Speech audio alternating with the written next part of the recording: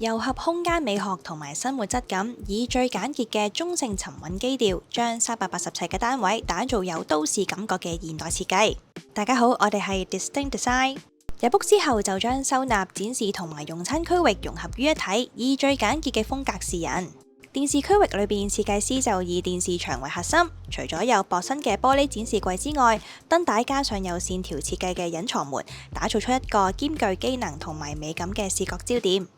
彩虹玻璃趟門將書房分隔開，引入翻柔和嘅光線到客廳之外，同時亦都兼具咗私隱同埋通透感。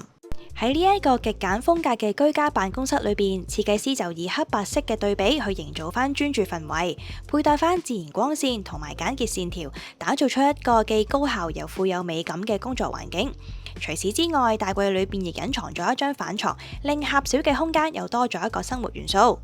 主人房就以柔和嘅色調同埋簡約嘅線條去勾勒翻出溫暖感。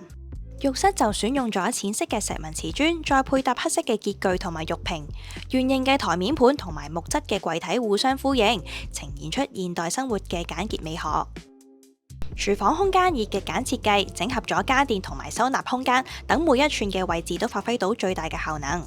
整體嚟講，今個單位嘅設計師就將現代美感融合，原來最沉悶嘅用色都唔一定係枯燥乏味㗎，反而帶出咗有都市感嘅恬靜氛圍。